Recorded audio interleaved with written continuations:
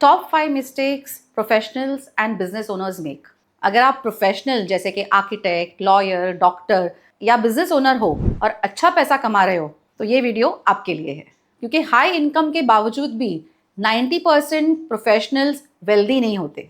Income high होती है लेकिन प्लानिंग वीक होती है। आज मैं बात करूंगी टॉप 5 मिस्टेक्स की जो प्रोफेशनल्स और बिजनेस ओनर्स करते हैं, रिपीटेडली करते हैं और साइलेंटली करोड़ों लूज करते हैं। मिस्टेक नंबर 1, इनकम को वेल समझना।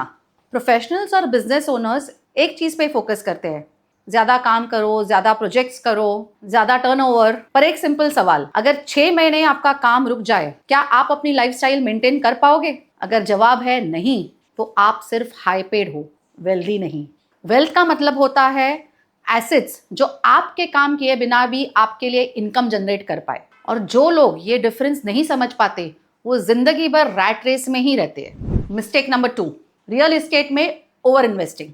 ज्यादा कमाते हैं तो रियल एस्टेट में इन्वेस्टमेंट करना बहुत पसंद होता है, ये सोचकर कि प्रॉपर्टी कभी लॉस नहीं करती। प्रॉपर्टी कभी लॉस नहीं करती, ये सबसे बड़ा मिथ है। रियलिटी ये है, रियल एस्टेट होता है इलिक्विड, टैक्स हेवी, लो रेंटल यील्ड वाला एसेट। ईयरली 2 to 3% का रेंटल यील्ड, उसके ऊपर मेंटेनेंस कॉस्ट और उसके ऊपर से टैक्स। अगर आपकी 70 to 80% नेटवर्थ सिर्फ रियल एस्टेट में लॉक्ड है तो आप डाइवर्सिफाइड इन्वेस्टर नहीं हो, आप कैश पुअर एसेट रिच हो। रियल एस्टेट बुरा नहीं है, लेकिन उसके ऊपर ओवर डिपेंडेंस डेफिनेटली बुरा है।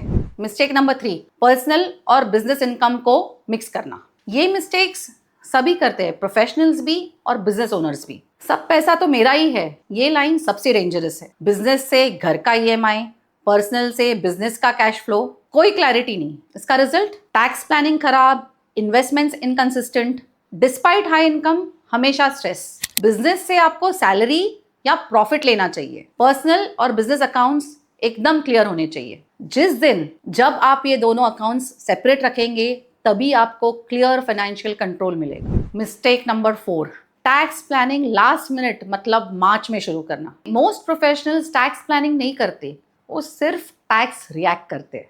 मार्च आता है, CA कॉल करता है, फिर पैनिक इन्वेस्टमेंट शुरू हो जाती है। ELSS लिया, इंश्योरेंस ले लिया, NPS में डाल दिया। ये सब बुरे नहीं हैं, लेकिन कोई क्लैरिटी या प्लानिंग से नहीं होती है इन्वेस्टमेंट। बिजनेस ओनर्स और प्रोफेशनल्स के पास टैक्स सेविंग के बहुत सारे लीगल ऑप्शंस होते हैं जो एक्सप्लोर ही नहीं होते, क्योंकि टाइम ही नहीं होता। बिना प्लानिंग के सब वेस्ट हो जाता है। टैक्स प्लानिंग का मतलब है पूरे साल का स्ट्रक्चर, सिर्फ मार्च का जुगाड़ नहीं। मिस्टेक नंबर 5, रिटायरमेंट या एग्जिट प्लान नहीं होना। प्रोफेशनल सोचते हैं मैं जब तक चाहे प्रैक्टिस करूंगा, बिजनेस ओनर सोचते हैं बिजनेस बेच देंगे। लेकिन रियलिटी क्या है? हेल्थ स्लो होती है, एनर्जी कम होती है, एंथुजियाज्म कम हो जाता है। जरूरी नहीं आपको बिजनेस बेचने पर अपना दाम मिलेगा। रिटायरमेंट के लिए कितना पैसा चाहिए, पैसिव इनकम का टारगेट क्या होना चाहिए, अगर ये आपको पता ही नहीं तो आप प्लानिंग नहीं सिर्फ होप पे चल रहे हो।